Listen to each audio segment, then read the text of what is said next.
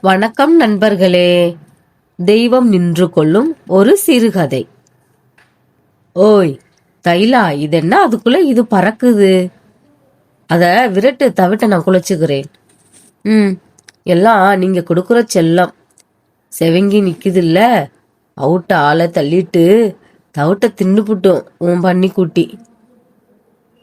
ஓய், என்ன சொன்ன? பண்ணி குட்டியா? வள்ளி குட்டியாக்கும். உன் சந்ததி குட்டி புள்ள சென பிடிச்சிருக்கு. தலை கீத்துக்கு 10 குட்டிக்கு மேல போடும். குட்டியே விலை என்ன தெரியுமா? மன்னார்குடியில 300 ரூபாய்க்கு எடுத்துக்குமா வியாபாரி. 10க்குனா என்ன ஆச்சு? ஆனா நான் அத விற்க போறதில்ல. 10 குட்டியும் சென பிடிச்சு 10 100 100 1000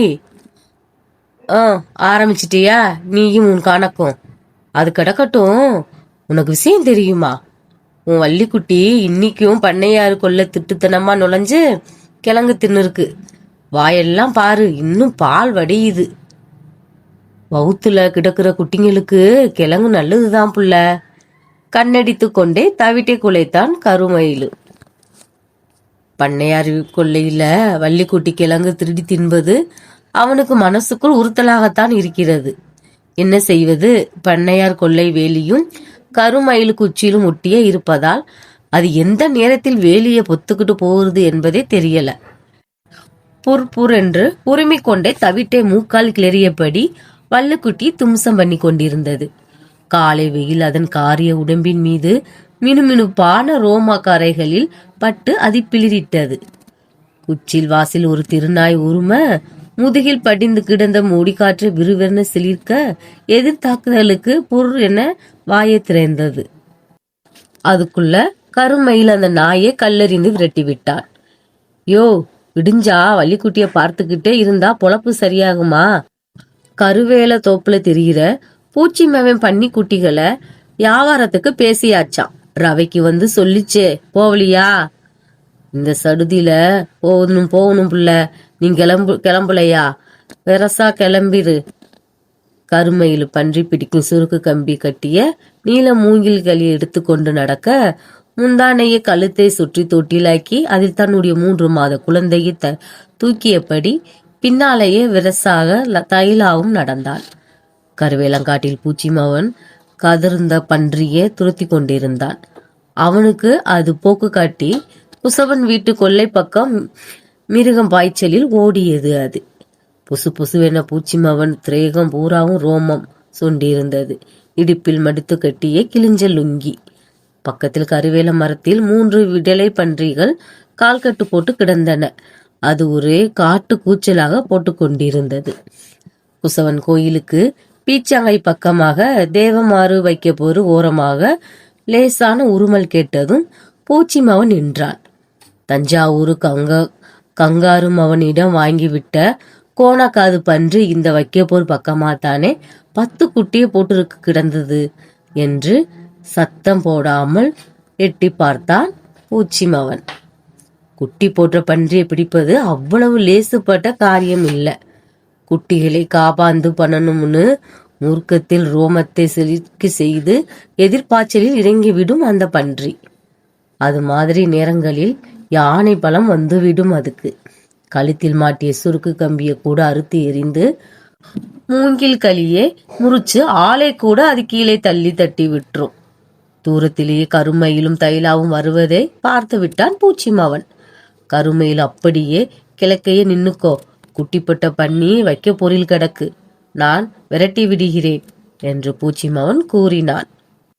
கருமையில் லுங்கியை இறுக்கி கொண்டு சுருக்கு கம்பியும் மூங்கில் களியையும் கையில் ஏந்தியபடி தயாரானான். வைக்கோல் புதரோரம் போய் பூச்சிமவன் புர் என்று கூவினான். அவ்வளவுதான். மயிர் சிலிக்க வாயை பிளந்து கொண்டு வயிற்று காம்புகளில் கவி கொண்டிருந்த குட்டிகளை உதறிக்கொண்டு கோணக்காது பன்றி எழுந்தது. பூச்சிமவன் மூங்கில் களியை நீட்டி விரட்டுவது போல போக்கு காட்டினான். எதிரே பன்றி ஓடி வர ஒரே வட்டத்தில் நின்று கொண்டு மூங்கில் களியை நீட்டி சுருக்கு கம்பியை விழுக்கென பன்றியின் கழுத்தில் போட்டு இழுத்து போடுவதுதான் பன்றியை பிடிப்பதில் சரியான வட்டம். ஆனால் குட்டி போட்ட கோணக்காது பன்றியோ இடத்தை விட்டு நகர்வதே இல்லை. ஆபத்து அறிவிப்பே அதற்குணர செய்தால் வேறு இடம் நோக்கி குட்டிகளை கூட்டிக் கொண்டு ஓடுவதற்கு அது ஆயத்தமாயிரும். அவன் நினைத்தது சரியாகத்தான் இருந்தது. விரட்டுவது போல பாசாங்கு செய்து மறைந்து கொண்டதும் கோணக்காது பன்றி எதிர்த்தாக்குதல் நிலை மறந்துவிட்டு ஓட்டம் எடுக்க ஆரம்பித்து விட்டது. ரயில் பெட்டிகளைப் போல் 10 குட்டிகளும் தாயை தொடர்ந்து ஓட்டம் எடுத்தன. பின்னால் விரட்டி கொண்டே ஓடிய பூச்சி மாவன் லபக்கென்று 2 குட்டிகளின் பின்னங்காலை பிடித்து தூக்கிவிட்டான். அதே நேரத்தில் குசவன் கோயில் ஈசானி மூலையில் மறைந்து மறையாமல் நின்று கொண்டிருந்த கருமயிலு மரண பீதியோடு ஓடி வந்து கொண்டிருந்த கோணக்காது பன்றியை வரும் வட்டத்தை கணக்காய் பார்த்து முதுகில் களியே சடுதியில் நீட்ட கம்பி வட்டத்தில் லவக்கன தலையை மாட்டிக்கொண்டது. ஒரே காட்டு கூச்சல். காற்று மண்டலம் கிழிந்தது போல இருந்தது. மூங்கில் கிளியை பிடுங்கிக் கொண்டு கழுத்து சுருக்கோடு கருமயிலுவை ராட்டினம் ஆட செய்தது. கீழே புரண்டு தப்பிக்க முயற்சியும் செய்தது. அத்தனையும் விரயம்தான் அதுக்கு.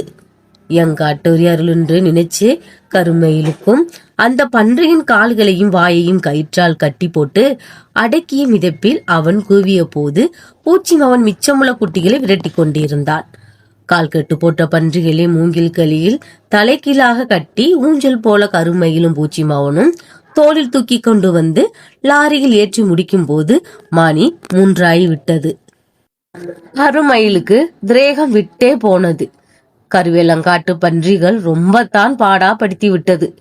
வேலையெல்லாம் ஒளிச்சு குச்சிலுக்குள் தைலாவும் அவனும் நுழைந்த போது அப்படியே அதிர்ந்து போனார்கள்.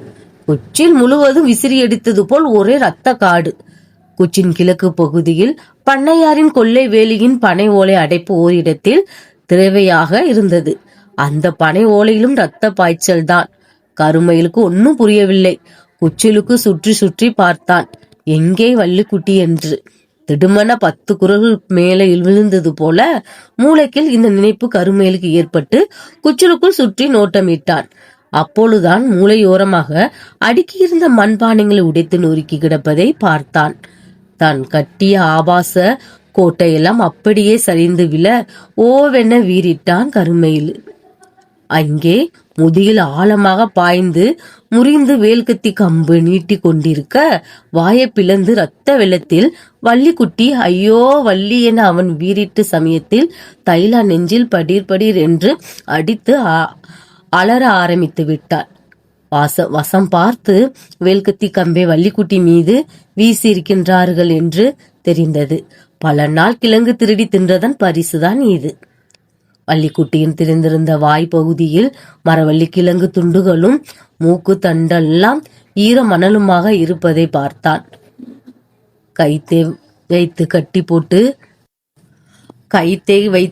கட்டி போட்டு வைனி எத்தனை வாட்டி உனக்கு நான் சொல்லி அழுதேன். ஒரு நாளை போல கிழங்கு திருடி தின்னுட்டு வருதுன்னு சொன்னா வாயில்ல ஜீவனை பண்ணையாரு பார்த்தாரா? இப்ப தைலாவின் ஒப்பாரி எதுவும் கருமயிலுவின் காதில் ஏறவில்லை. தன்னை ஒரு பணக்காரனாக்கும் என்ற ஆகாச கோட்டை கட்டி செல்லமாக வளர்த்து வந்த ஜாதி பன்றி வயிற்றில் குட்டிகளுடன் வேல்கத்தி கம்பு முறிய அது ரத்த வெள்ளத்தில் கிடக்கும் காட்சி அவன் மனதை அப்படியே உறைய வைத்தது. அவனது கனவெல்லாம் தரைமட்டமாக போனது. அந்த பன்றியை தூக்கி கொண்டு போய் பண்ணையாரிடம் இந்த பன்றிக்குட்டிக்கு நஷ்ட ஈடு கேட்க வேண்டும் என்று தைலாவுக்கு தோன்றிய போதும் பெரிய பண்ணையாரிடம் போய் கேட்பது சாத்தியமா என்ற நடுக்கம் அவர்களுக்கு. கருமயிலுக்கோ கோர்ட்டுக்கு போக வேண்டும் என்ற வெறி. ஆனால் இறந்து போன அந்த பன்றியை வைத்துதான் போட்டிருக்கும் மனக்கோட்டைகளுக்கெல்லாம் சேர்த்து நஷ்ட ஈடு கேட்டால் கோர்ட்டு சிரிக்காதா? பூச்சிமாவன் வந்து பன்றிக்கறியை கூறு போட்டு விட்டுடலாம் என்று விலைக்கு கேட்ட போது கருமயிலு மறுத்து விட்டான். குச்சிலுக்கு முன்னாலேயே மண் தோண்டி புதைத்தும் விட்டு அந்த மண் மேட்டிலே 2 நாள் படுத்து கிடந்தான், பட்டினியும் பசியுமாக. தைலா சத்தம் போட்ட பிறகு குச்சிலுக்குள் வந்து மல்லாந்து விழுந்தான். பைத்தியம் பிடிக்காத குறை அவனுக்கு. பூச்சிமாவனுக்கு உதவியாகவும் இவனுக்கு பதிலாகவும் தைலாவே வழி வேலைக்கு போனாள். அன்று மதியம் 4 மணி இருக்கும். வள்ளிக்குட்டியின் இழப்பு வாழ்வையே அவனுக்கு சூனியமாய் ஆகிவிட்டது போல் கிடந்த கருமயிறு யாரு குச்சில இருக்கிறது போல் தோன்றியது. யாரு குச்சில? பந்து உள்ளே வந்து விழுந்தது, நீ எடுத்து போடு என்ற ஒரு பெண் குரல் கேட்டு படுத்தபடியே தலையை மட்டும் தூக்கினான் கருமயிலு. 18 வயது இருக்கும் பண்ணையார் மகள் ஸ்கட் போட்டு நின்று கொண்டிருந்தாள். குச்சிலுக்குள் பந்தை தேடும் பார்வை அவளுக்கு இருந்தது. கருமயிலு நிர்வாணம் என்று சொல்ல முடியாத கோவணத்துடன் அவன் கிடந்தான். கருமயிலு அப்படியே அந்த பெண்ணை விழுங்குவது போல பார்த்தான். வெறிக்கு பொறிக்குள் விழுந்ததே காவு கொள்ளும் வெறி. திரும்பவும் பார்த்தான். நஷ்ட ஈடு. வயிற்றுக்குள் இருந்த உயர்ந்த ஜாதி பன்றி குட்டியின் கருவெல்லாம் வெயில்கத்தியால் ரத்தமாக அழிந்து போனதற்கு ஈடாக உயர்ந்த ஜாதி பண்ணையார் மகளின் வயிற்றில் பன்னிக்காரன் கருவை அடைத்துவிட்டு ஊரை விட்டு ஓடிவிடலாமா? பன்றியின் கொலைக்கு அதன் அத்து மீறலை காரண காட்டி சட்டத்தில் நியாயப்படுத்தலாம். ஆனாலும்